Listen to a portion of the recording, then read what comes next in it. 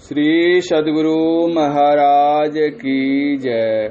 प्रातः स्मरणीय अनंत श्री विभूषित परमाराध्य संत सद्गुरु महर्षि में ही परमहंस जी महाराज का प्रवचन।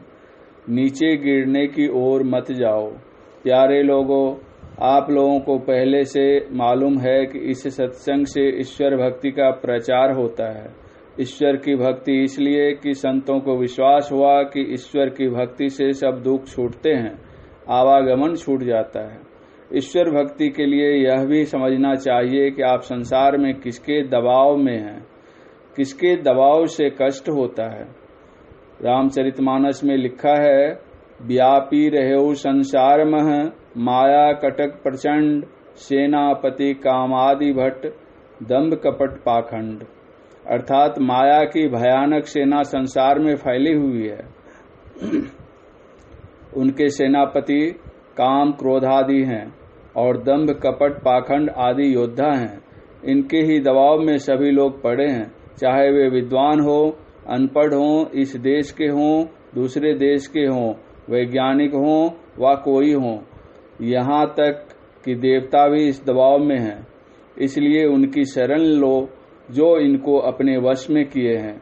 जैसे नट के आदेशानुकूल नटी नाचती है, वैसे ही ईश्वर के इशारे पर माया नाचती है। माया पूर्ण रूपेण ईश्वर के वश में है। भक्ति क्यों करें, इसका यह उत्तर हुआ। अब समझो कि ईश्वर का स्वरूप क्या है। लोग समझते हैं कि कोई राजा के समान शरीरधारी ईश्वर हैं, लेकिन बात ऐसी नहीं है। जो आप इंद्रियों के ज्ञान में जानते हैं वह ईश्वर नहीं है। ईश्वर वह तत्व है जो तत्व स्वयं आप हैं। रामचरितमानस में यह लिखा हुआ है कि ईश्वर अंश जीव अविनाशी, चेतन अमल सहज सुख राशि। वह परमात्मा अनादि अनंत असीम है, सबसे पूर्व का वह है। ईश्वर किसी के पीछे हुआ ऐसी बात नहीं। सब चीज का नाश होगा, ईश्वर का नाश नहीं होगा, क्योंकि अनादि अनंत असीम का नाश कैसे होगा। वह सबसे सूक्ष्म है, इसलिए उसको बेजाहिर अव्यक्त कहा गया है। जो इंद्रिय ज्ञान में नहीं आता है वह ईश्वर है। इंद्रियों में ज्ञान आपके कारण है। बाहर में 10 और भीतर में 4, ये 14 इंद्रियां आपकी शक्ति से काम करती हैं। आप अपने को निजी ज्ञान में लाइए।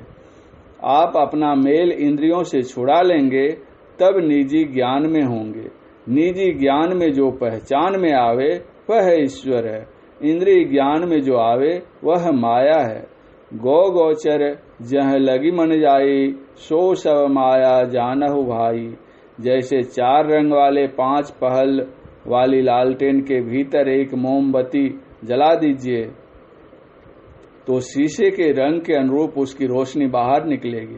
किंतु यदि उस शीशे में से मोमबत्ती को अलग कर देखा जाए तो मोमबत्ती की रोशनी उन रोशनियों से भिन्न ही होती है। इसी तरह इंद्रियों की बनावट माया से है। एक माया से सुनते हैं, दूसरी माया से देखते हैं, तीसरी माया से स्पर्श करते हैं, चौथी माया से गंध ग्रहण करते हैं और 5वीं माया से रसास्वादन करते हैं। एक रोशनी जो उस लालटेन के अंदर है, केवल उसका ज्ञान नहीं होता है। शीशे के रंग के साथ ही की रोशनी को आप जानते हैं। शीशे से मोमबत्ती को निकाल लें, तब मोमबत्ती की निजी रोशनी होगी। उसी तरह अपने को शरीर इंद्रिय से निकाल लीजिए, तब जानने में आवेगा कि मैं कौन हूँ। ईश्वर से मिलने का जो रास्ता है वही ईश्वर का पंथ है। कबीर साहब ने कहा है, भक्ति का मार्ग झीना रे, नहीं अचाह नहीं चाहना, चरणन लौलीना रे।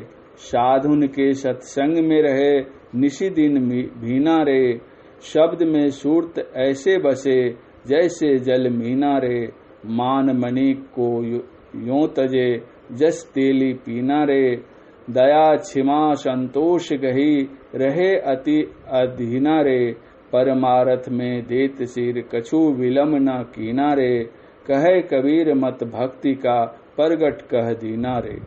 बाबा नानक साहब ने कहा है, भक्ता की चाल निराली भक्ता केरी विखम मार्गी चलना लबु लोभु अहंकारु तजी तृष्णा बहुतु नाही बोलना खनी हूँ तीखी बाल हूँ नीकी एतु मार्गी जाना गुर प्रसादी निजीनी आपू तजिया हरि वासना समानी कहे नानक चाल भक्ता केरी जुगहु जुग निराली। गोस्वामी तुलसीदास जी ने कहा है, रघुपति भगति करत कठिनाई कहत सुगम करणी अपार जानई सो जेहि बनी आई जो जेहि कला कुशलता कह सो सुलभ सदा सुखकारी सफरी सन्मुख जल प्रवाह सुरसरी बहई गज भारी जो सरकरा मिलई सिकता मह बलते नहीं बिलगावे अति रसज्ञ सूक्ष्म पिपीलिका बिनु प्रयास ही पावे शकल दृश्य निज उदर मेली सोवई निद्रा तजी जोगी सोई हरि पद अनुभवई परम सुख अतिशय द्वैत वियोगी शोक मोह भय हर्ष दिवस निशि देश काल तह नाही तुलसीदास ही दशाहीन संशय निर्मूल न जाही। ईश्वर की भक्ति किधर जाकर करनी चाहिए? बाहर यत्न करेगा तो इंद्रिय ज्ञान में रहेगा। इंद्रिय ज्ञान में रहने से माया के लोकों से नहीं छूटेगा, इसलिए इंद्रिय ज्ञान से ऊपर होना आवश्यक है। इसके लिए गोस्वामी तुलसीदास जी ने योग का संकेत किया है। अपने को फैलाव से सिमटाव में लाओ, स्थूल को छोड़कर सूक्ष्मता की ओर ले जाओ। आपके अंदर सूक्ष्म रूप से जो चेतन धारा प्रवाहित होती है उसको पकड़िए। यह भौतिक विज्ञान की खोज से नहीं होगा, अध्यात्म विद्या में इसको खोजिए। इसका बहुत यत्न लोग बताते हैं, लेकिन थोड़ी ही दूर जाने पर विविध उपाय छूटकर एक हो जाता है। मन आवे मन जाए मन ही बटोरो रे, मन बुड़वे मन ताड़े मन ही निहोरो रे। मन को बहुत समेटना होगा, इसलिए आसानी से समेटने के लिए कुछ जप करने कहा। फिर ध्यान में स्थूल और सूक्ष्म में मन से कुछ बनाना नहीं होता। सूक्ष्म में सगुण और निर्गुण दोनों है। सगुण में वर्णात्मक और श्रवणात्मक शब्द हैं, लेकिन जो वर्णात्मक व सर्वनात्मक नहीं है वह ध्यान करते करते मालूम होता है, वह भी ईश्वर का नाम है। इसलिए अच्छी तरह ध्यान करना चाहिए। अपने मन से कुछ करने से नहीं होगा, गुरु से जानकर करो। गुरु का विश्वास शिष्य को और शिष्य का विश्वास गुरु को होना चाहिए, और दोनों का संग ऐसा कि कभी छूटे नहीं। संसार में आचरण कैसा होना चाहिए? निरंतर सज्जन धर्मा, झूठ चोरी नशा हिंसा व्यभिचार करने वाला सज्जन नहीं। इनसे जो छूटे रहते हैं वे सज्जन कहलाते हैं। उनका संग करो। पढ़े अनपढ़े, धनी निर्धन, ऊंचे कुल नीचे कुल आदि की इनमें कोई बात नहीं है। जो अच्छी चाल चलन में रहते हैं, ध्यान करते हैं, वे अच्छे हैं। सदाचार का पालन कीजिए, सत्संग कीजिए और ध्यान कीजिए। भगवान श्री कृष्ण ने कहा कि योग के आरंभ का नाश नहीं होता, इसका स्वल्प अभ्यास भी महाभय से बचाता है। इसका उल्टा परिणाम नहीं होता। जब से भक्ति बीज पड़ गया तब से इसका आरंभ हुआ। भक्ति बीज का उल्टा परिणाम यह होगा कि विविध योनियों में जाना सो नहीं होगा। किसी भी प्रकार के मनुष्य से कोई कहे कि आप जलचर हो जाइए, पशु हो जाइए, नभचर हो जाइए, तो वह अच्छा नहीं मानेगा। जो ईश्वर भजन करेगा वह मनुष्य शरीर के अलावे किसी दूसरी योनि में नहीं जाएगा। अर्जुन ने पूछा, हे श्री कृष्ण, श्रद्धा तो हो परंतु पूरा प्रयत्न अथवा संयम न होने के कारण जिसका मन योग से विचल जावे वह योग सिद्धि न पाकर किस गति को जा पहुंचता है? वह दोनों ओर से भ्रष्ट हो जाने पर छिन्न भिन्न बादल के समान बीच ही में विनष्ट तो नहीं हो जाता। भगवान ने कहा, हे पार्थ, क्या इस लोक में क्या परलोक में ऐसे पुरुष का कभी विनाश नहीं होता? कल्याण कारक कर्म करने वाले की कभी दुर्गति नहीं होती। पुण्यकर्ता पुरुषों को मिलने वाले स्वर्गादि लोकों को पाकर वहां बहुत वर्षों तक निवास करके फिर वह योग भ्रष्ट पवित्र श्रीमान लोगों के घर में जन्म लेता है अथवा योगियों के ही कुल में जन्म ले पाता है, अपने पूर्व जन्म के अभ्यास से वह अच्छा न रहते हुए भी पूर्ण सिद्धि की ओर खींचा जाता है और उद्योग करते करते अनेक जन्मों के अनंतर सिद्धि पाकर परम शांति का पा लेता है।